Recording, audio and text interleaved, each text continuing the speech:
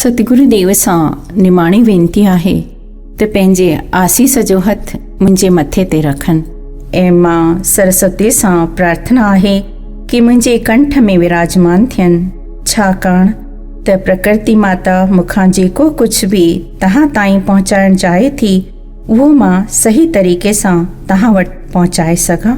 ओम नमो भगवते वासुदेवाय। बेन जो राजगद्दीअ ते वेहण ऐं अधर्म करणु।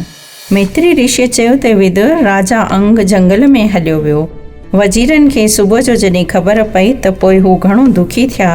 राजा जी घणी ॻोल्हा कयूं, आख़िर में बेन खे राजगद्दीअ ते विहारियऊं। राज्य में घणो अधर्म थियणु लॻो। माण्हू ढल ॾियणु लॻा, ढल यानी कर ॾियणो पवनि पियो। राज ऐं दौलत जे अभिमान में अंधो थी उन वीचार कयो त देवताउनि जे नाले यज्ञ, तप, दान आदि असुल न करणु घुरिजे।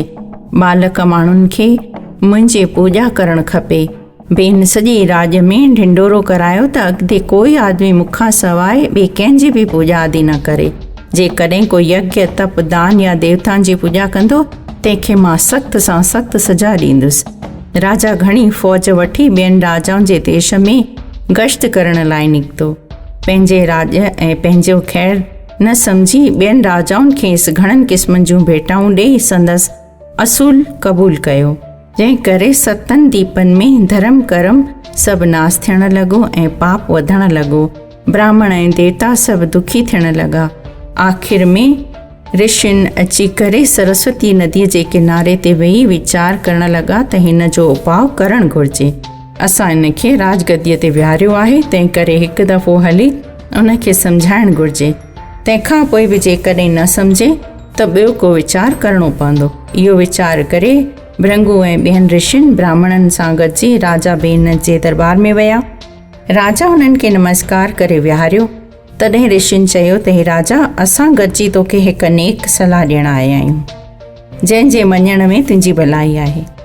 तव्हां संसारी माण्हुनि खे देवताउनि ऐं पितरनि जी पूॼा करण जी मना करे पंहिंजी पूॼा छो था करायो? राजा चयो त तव्हांजे शास्त्रनि में लिखियलु आहे त राजा श्री नारायण जो रूप आहे, तंहिं करे तव्हांखे मुंहिंजो हुकुम मञणु घुरिजे।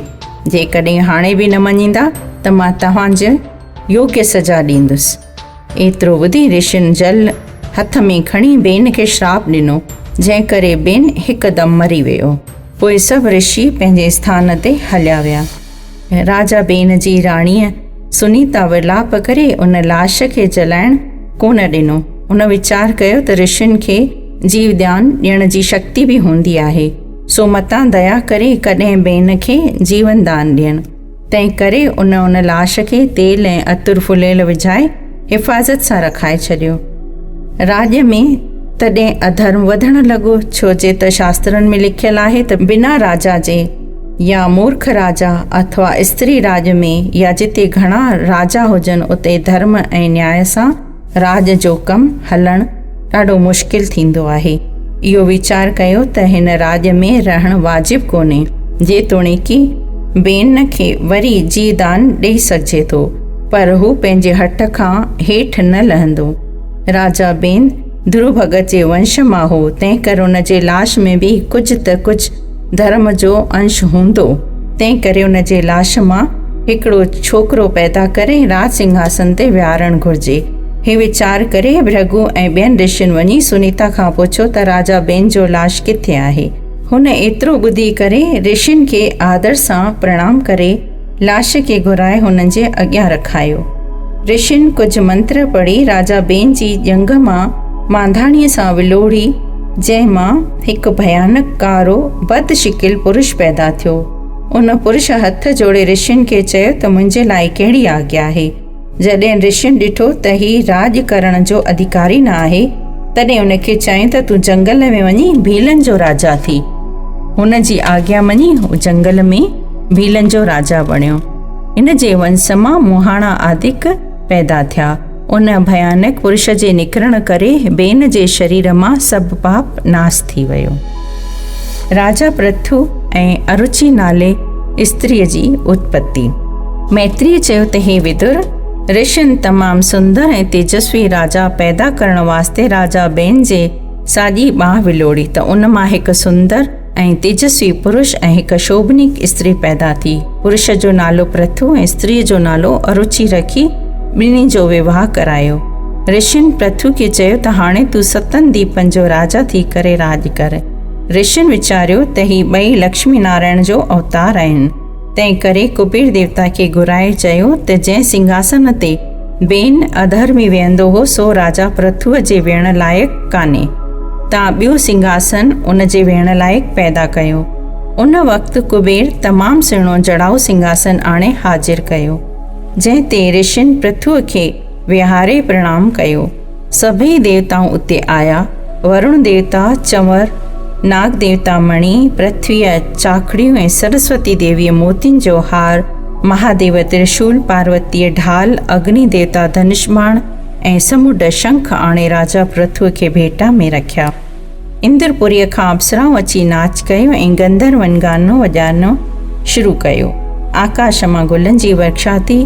भटनि राजा पृथ्वी जी घणी स्तुति कई। राजा भटनि खे चयो त जॾहिं अञा ताईं मूं को बि वॾाईअ लाइ कमु कोन कयो आहे त तव्हां एतिरी उस्तति मुंहिंजी कीअं था करियो। जेके आदमी अहिड़ी कूड़ी वॾाई ॿुधी ख़ुशि थो थिए तंहिंखे मूर्ख सम्झणु घुरिजे। तंहिं करे हाणे वञी श्री नारायण जी उस्तति कयो, जंहिं जीव खे पैदा करे वॾाई बख़्शी आहे। प्रजा जी दुखी हालत ॾिसी राजा पृथु जो कोप करणु। मैत्री ऋषि चयो त हे विदुर, राजा पृथु धर्म ऐं नीतिअ सां राज करणु लॻो। हिकु ॾींहुं प्रजा अची राजा खे हथ जोड़े वेनती करणु लॻी त हे महाराज, तव्हां असांजा पालक आहियो। शास्त्रनि जे अनुसार असांजी पालना तव्हां ते आहे, पर असीं बुख था मरूं ऐं दुखी आहियूं। राजा बेन जे अधर्म करे अनाज ऐं फल पृथ्वी ॾियणु बंदि कया आहिनि। तंहिंखां सवाइ जेको ॿिज असीं पोखियूं था उन जा सला बि पूरा नथा निकिरनि। हाणे असां तव्हांजे शरण आया आहियूं, कोई उपाय कयो। राजा पृथ्वीअ खे क्रोध अचणु लॻो। धनुष बाण खणी पृथ्वीअ खे टुकर टुकर करे छॾियां। एतिरो गुस्से में भरिजी विया। एतिरे में पृथ्वी गौ रूप धारे राजे जे साम्हूं अची बीठी। राजा उन खे पंहिंजे ज्ञान अखियुनि सां सुञाणी तीर हलाइण जी इच्छा कई, जंहिंखे ॾिसी गौ रूप पृथ्वी उतां भॼी माण्हुनि वटि आई। राजा रथ ते चढ़ी हुन जे पुठियां आयो। पृथ्वी ॾकणु लॻी ऐं चयईं त हे महाराज, छा तव्हांखे ख़बर न आहे त गऊ खे मारणु वेद शास्त्रनि में मना कयल आहे, न त तव्हांखे वॾो पाप लॻंदो। राजा जवाबु ॾिनो त शास्त्रनि में हीउ बि लिखियलु आहे त जंहिं जीव खां संसार में ॾुख पहुचे तंहिंखे मारणु पाप न आहे। ब्रह्मा अनाज ऐं दवाऊं संसारी सुख वास्ते पैदा कया आहिनि, तिन खे तो लिकाए छॾियो आहे। एतिरो ॿुधी गौ रूपी पृथ्वीअ चयो त हे राजा, जॾहिं मूंखे हिरण्यकश्यप दैत्य पाताल में खणी वियो हो ऐं जीवन खे रहण लाइ जाइ कान हुई, तॾहिं श्री नारायण वारा अवतार धारे पाताल खां आणे सभिनी जीवन खे उन ते वसायो। जेकॾहिं तूं मूंखे मारे छॾींदे त पोइ तुंहिंजी सारी प्रजा किथे रहंदी? राजा जवाबु ॾिनो त मूंखे अहिड़ी समर्थी आहे जो मां पंहिंजे योग बल सां श्री नारायण जे कृपा सां महाप्रलय जे पाणीअ ते बि प्रजा खे रहाए सघंदुसि। इहा ॻाल्हि ॿुधी गऊ सम्झी वई त हे राजा वॾो प्रतापी ऐं परमेश्वर जो ई अवतार आहे। तंहिं करे शरण पवण खां सवाइ मुंहिंजा प्राण बची न सघंदा। तॾहिं राजा खे वेनती कई त तव्हां परमेश्वर जा अवतार आहियो। हाणे मूंखे जेका आज्ञा तव्हां कयो मां उन नमूने जो पालन कंदमि। गौ रूपीअ पृथ्वीअ चयो त राजा, बेन जे अधर्म करण करे अनाज ऐं वनस्पतियूं मां लिकाए छॾियूं आहिनि। राजा बेन राज में माण्हुनि जप तप यज्ञ ऐं दान करणु छॾे ॾिनो हो। देवताउनि ऐं अग्नीअ खे अनाज धान नथे मिलियो, तंहिं करे मां अधर्मी माण्हुनि खे पालणु वाजिबु न ॼातो। हाणे जेकॾहिं अॻे वांगुरु अनाज ऐं फल पैदा करणु घुरो था त वेद ऐं मंत्र पढ़ी योग अभ्यास सां गऊ वांगुरु मूंखे ॾुहो त जेकी मूं लिकायो आहे सो सभु कुझु खीर वांगुरु ॾुसिजी अची वेंदो। ॿोझ जो मुते रखियलु आहे सो बि तव्हां खणी हिकिड़े पासे करियो। जाइ घणी थी पवंदी ऐं जेका ज़मीन हेठि मथे ॾिसे थी तव्हांखे सा बराबरि करे छॾियो। पृथ्वी एतिरो ॿुधी राजा पंहिंजे कमान जे नौक सां पहाड़नि खे उतां खणी उत्तर दिशा में रखियो। तॾहिं पृथ्वी टे पासा ख़ाली थी पई जिते खॾा हुआ उते नंढा पहाड़ रखी छॾियईं। सभु ज़मीन बराबरि थी पई। तॾहिं राजा पृथु केतिरनि हंधि किला ठहिराया, रैयत खे सुखी कयो। तॾहिं गऊ रूपी पृथ्वी ख़ुशि थी चयो त हे महाराज, हाणे मूंखे ॾुई सघो था, जंहिं करे मूं मां सभु पदार्थ निकिरी सघंदा। पहिरियां ई भृंगु आदिक ऋषि गऊ रूपी पृथ्वीअ खे ॾिधो त उन मां वेद निकिता, जंहिं लाइ ब्राह्मण ख़ुशि थी चयो त इहे असांखे घुरिजनि। वरी देवताउनि, गंधर्वनि, दैतनि ऐं राजा पृथुअ उन्हीअ गऊ खे ॾुई घणनि क़िस्मनि जा मेवा, अनाज ऐं दवाऊं वग़ैरह घुरियूं। सभु शयूं उन मां कढियूं। देवताउनि जुदा जुदा बछड़नि जे रूप धारण कयल हुआ। हे विदुर, पृथ्वी कामधेनु जे समान आहे। देवताउनि ऐं ऋषियुनि उन्हनि खे आशीर्वाद ॾेई चयो त पहाड़ ऐं समुंड जो बोझो कुझु बि मालूम न थींदो, ऐं जेके अधर्मी ऐं पापी जीवन जे बोझे खां दुखी थींदी, तॾहिं श्याम सुंदर अवतार वठी पापियुनि खे मारे तुंहिंजो भार हल्को कंदो। पृथ्वी ही वरदान देवताउनि खां वठी पंहिंजे स्थान ॾांहुं हली वई। संसारी जीव पंहिंजे धर्म कर्म खे ऐं खेती ॿाड़ीअ में लॻी विया। राजा पृथ्वी जो नामाचार चोॾस जे चंड वांगुरु चौधारी फैलिजी वियो। राजा पृथ्वी जो 100 अश्वमेध यज्ञ करणु।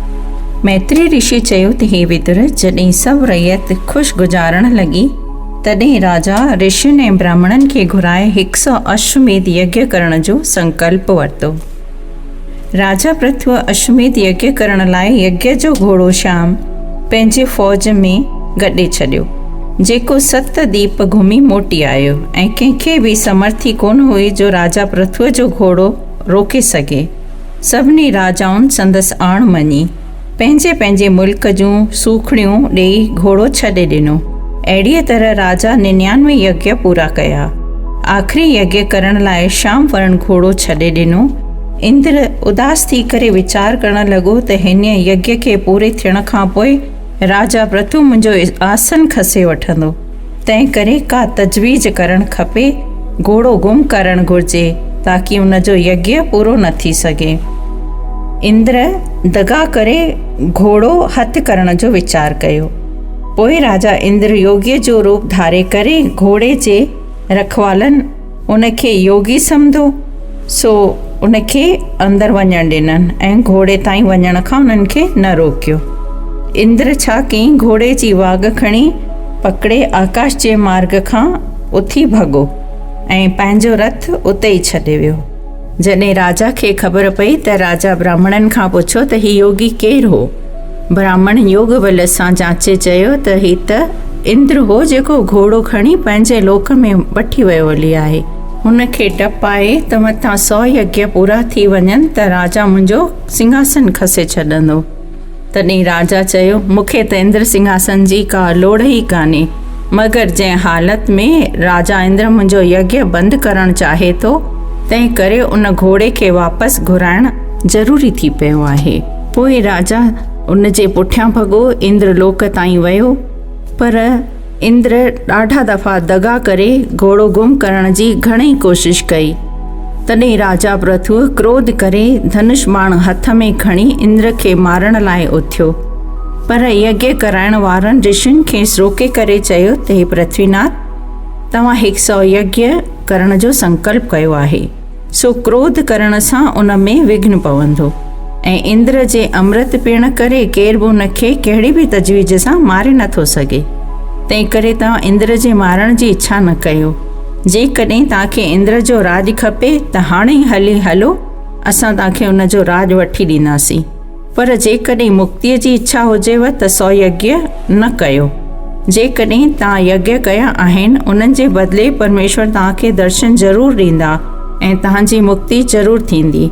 तव्हांजे यज्ञ करण करे संसारी लोक शुभ कर्म कंदा ऐं इंद्र जे दगा करण जो ॿुधी लोक पाखंड रचींदा। अहिड़ीअ तरह ब्रह्मा जे सम्झाइण करे राजा पंहिंजो क्रोध छॾे ॾिनो। राजा पृथ्वी ब्राह्मणनि खे चयो त मूंखे इंद्र आसन जो कोई बि लोभ लालच कोन्हे। मुंहिंजा 99 यज्ञ पूरा थिया आहिनि, बाक़ी आख़िरी यज्ञ नथो करियां। तव्हां पूरन आहुति खणी यज्ञ कुंड में विझो। ऋषियुनि पूरी आहुति अग्नि कुंड में मंत्र पढ़ी करे ॾिनी। ब्रह्मा श्री नारायण खे वञी चयो त हे दीनानाथ, राजा इंद्र जे साम्हूं ॿियो को बि राजा 100 यज्ञ करे नथो सघे। तंहिंखां सवाइ राजा पृथुअ परम भक्त जो संकल्प कूड़ो थियणु न घुरिजे। कृपा निधान तव्हां सर्वशक्तिमान आहियो। त्रिलोकीनाथ पाण ब्रह्मा ऐं इंद्र खे गरुड़ ते विहारे पोइ पूर्ण आहुति वक़्तु उन यज्ञशाला में अची प्रकट थिया ऐं राजा पृथ्वीअ जो यज्ञ समाप्त थियो। सुठे नमूने वेंकुटनाथ खे ॾिसी हिकदमि सभिनी ऋषियुनि समेत उथी करे दंडवत कई ऐं हथ जोड़े श्री नारायण जी उस्तति करण लॻा। पृथ्वी जे मुख मां उस्तति ॿुधी नारायण घणेई ख़ुशि थी करे चवण लॻा त हे राजा, तुंहिंजो यज्ञ संपूर्ण ॾिसी असां तोखां ॾाढा प्रसन्न थिया आहियूं। हाणे जेकी घुरिणो हुजे सो घुर ऐं इंद्र जो अपराध क्षमा कर, छो त सभिनी नंढनि वॾनि जीवन में आत्मा हिकु आहे। फ़क़ति चङनि ऐं मंदनि कर्मनि जे करण करे चङो ऐं ख़राबु चइबो आहे। धर्म ऐं न्याय सां रैयत जी पालना कर। राजा, तुंहिंजूं सभु कामनाऊं पूरियूं थींदियूं, इहो वरदान ॾे। त्रिलोकीनाथ ऐं ब्रह्मा वेंकुट ॾे हलिया विया। राजा जो यज्ञ बि संपूर्ण थियो। राजा ऋषियुनि ऐं ब्राह्मणनि खे घणो दान दक्षिणा ॾेई इंद्र सां मित्रता रखी धर्म ऐं नीतिअ सां राज करण लॻो। हिकु दफ़े राजा वीचार कयो त मुंहिंजे राज में चारई वर्ण परमेश्वर जो भॼन ऐं सिमरन कनि त तमामु चङो आहे। इहो वीचार करे राजा पृथ्वी 7 दीपनि जे राजाउनि, ऋषियुनि ऐं 4 वर्णनि जे मनुष्यनि खे निमंत्रण ॾेई घुरायो। जॾहिं सभु गॾु थिया तॾहिं राजा पृथ्वी घुरायल सभिनी खे यथायोग्य आदर सत्कार करे प्रीतीअ सां भोजन करायो। तॾहिं राजा सभिनी खे राज दरबार में घुराए आदर सां उचित आसन ॾेई चयो त हे सभासदो, अॼु मां तव्हांजी रजामंदीअ सां हिकु वचन घुरां थो। जेकॾहिं मूंखे इहो वचन ॾींदा त मां तव्हां सभिनी जो थोराइतो थींदुसि। महाराजा जा मिठा वचन ॿुधी सभिनी गॾिजी चयो त हे पृथ्वीनाथ, असांजो तन मन ऐं धन सभु तव्हांजे कृपा जो फल आहे, सो तव्हां रुॻो असांखे आज्ञा करियो त असां हाज़िर आहियूं। महाराजा पृथ्वी चयो त 7 दीपनि में सॼे परिवार समेत 4 वर्णनि जा माण्हू श्री नारायण जो सिमरन ऐं जप कनि। रैयत जे पाप ऐं पुण्य जे 6 हिसे जो फल जो भागीदार राजा थींदो आहे। परमात्मा जी भक्ति रुॻो कंहिं ख़ासि लाइ कोन आहे, सभु को प्रभुअ जी भक्ति करे सघंदो आहे। जेको सच्चे दिलि सां प्रभुअ जी भक्ति करे थो तंहिंखे धर्म, अर्थ, काम ऐं मोक्ष 4 पदार्थ मिलनि था। हे राजाऊं, हाणे खां जेको 6 हिसो ढल लाइ वठिबो हो, ढल यानी कि कर लाइ वठिबो हो, सो हाणे न वठिबो। मुंहिंजी तव्हां सभिनी खे वेनती आहे त प्रजा खे धर्म जो उपदेश करियो। जंहिंखे धन या ॿी का ज़रूरत हुजे सा मूंखां वठी वञे ऐं शुभ कर्म करे। परमेश्वर जी भक्ति करण करे मनुष्य जूं सभु कामनाऊं पूरियूं थियनि थियूं ऐं मौत खां बि वेंकुट जो बि सुख माणे थो। जीअं बाहि काठियुनि में मौजूदु हुजण ते बि बिना उपाय करण जे नथी मिले, साॻे नमूने परमेश्वर बि सभिनी जे अंदरि विराजमान आहिनि, पर बिना भक्ति करण ऐं ज्ञान हासिल करण जे ॾिसण में नथा अचनि। परमेश्वर जो मुख अग्नि आहे ऐं चेतन मुख ब्राह्मण आहे, तंहिं करे यज्ञ, होम ऐं ब्राह्मण भोज करणु घुरिजनि। मां सुशील ब्राह्मणनि जे चरणनि जी धूल पंहिंजे मस्तक ते लॻायां थो। एतिरो ॿुधी सभिनी ब्राह्मणनि ऐं ऋषियुनि राजा खे ॾाढा आशीर्वाद ॾिना ऐं ॾाढी वॾाई कई। देवलोक में बि हीउ समाचार सोनिकादिक ऋषियुनि जे कननि ताईं पहुतो। तॾहिं देव सभा में ब्रह्मा खे चवण लॻा त मृत्यु लोक में राजा पृथु अहिड़ो धर्मात्मा पैदा थियो आहे जो उन जे उपदेश सां सभई लोक कर्तारत थी विया आहिनि, सो असां बि अहिड़े राजा खे ॾिसण था वञूं। एतिरो चई 4 भाउर राजा पृथ्वी जे दरबार में आया, जिन खे आकाश मार्ग खां सूरज वांगुरु ईंदो ॾिसी राजा पृथु ऐं ॿिया सभु राज दरबारी उथी खड़ा थिया। राजा सभिनी खे प्रणाम करे सिंघासन ते विहारियो। राजा उन्हनि जा चरण धोई चरणामृत वठी हथ जोड़े वेनती कई त हे महाराज, मुंहिंजनि को अॻियनि जन्मनि जा फल जाॻिया आहिनि जो अॼु तव्हांजो दर्शन थियो। अहिड़ा दीन वचन ॿुधी संत कुमार चए त हे राजा, असां तुंहिंजी भक्तीअ जी हाक ॿुधी हिते आया आहियूं। राजा उन्हनि जी दया ॾिसी चवण लॻो त हे दीनबंधु, संसारी जीव जनम मरण खां कीअं छुटी सघे थो, सो कृपा करे असांखे ॿुधायो। त संत कुमार चयो त हे राजा, हीअ ॻाल्हि तूं संसार जे भले करण वास्ते पुछी आहे, तंहिं करे तोखे विस्तार सां था ॿुधायूं त जेको मनुष्य ही उत्तम जनम पाए पंहिंजे हृदय में श्याम सुंदर जे चरणनि ऐं स्वरूप जो ध्यानु ऐं मुख सां उन्हनि जो भॼन भाव, कननि सां उन्हनि जी कथा कीर्तन ॿुधे थो, सो जनम मरण जे चक्र खां छुटी सुख माणे थो। परिवार जो मोह दुख जो कारण समझे थो। काम, क्रोध, लोभ ऐं अहंकार ईश्वर जी भक्ति भुलाईंदड़ आहिनि। तंहिं करे मनुष्य खे बुरी संगत खां पासो करणु घुर्जे। मुक्ति पाइण वास्ते हिन खां वधीक ॿियो को बि सवलो साधन कोन्हे। ही वचन ॿुधी राजा वेनती कई, ते महाराज, जीअं कृपा करे तव्हां हिते पधारिया आहियो, तीअं दया पाले मूंखे अहिड़ो आशीर्वाद ॾियो जो मुंहिंजी सॼी प्रजा हरिभक्त थी वञे। हीउ जेको मूंखे ज्ञान उपदेश कयो आहे, तंहिंजे बदिले मां तव्हांजी कहिड़ी शेवा करियां? मां पंहिंजो सभु धन ऐं राज ब्राह्मणनि ऐं वैष्णवनि जो सम्झंदो आहियां। उन खां पोइ जेको बचंदो आहे सो रुगो पंहिंजे कतब आणींदो आहियां। तंहिं करे कुझु बि नथो ॾेई सघां, छो त तव्हांजो कर्ज़दार आहियां। कृपा करे का अहिड़ी तजवीज़ ॿुधायो जंहिं करे हिन कर्ज़ खां आजो थियां। संत कुमार चए ते राजा, जीअं को कंहिंजो कर्ज़दार हुजे ऐं कर्ज़ वठंदड़ चवेसि त मूं तुंहिंजो कर्ज़ तोखे छॾियो, उहो छुटी थो सघे, तीअं मां बि तोखे कर्ज़ छॾे ॾिनो, छुटकारो बख़्शूं। एतिरो चई सोनिकादिक ब्रह्मलोक ॾांहुं हली विया। ओम नमो भगवते वासुदेवाय। मुंहिंजे चैनल दुर्गा वासुदेव खे अगरि सब्सक्राइब न कयो अथव त प्लीज़ उनखे सब्सक्राइब ज़रूरु कंदा।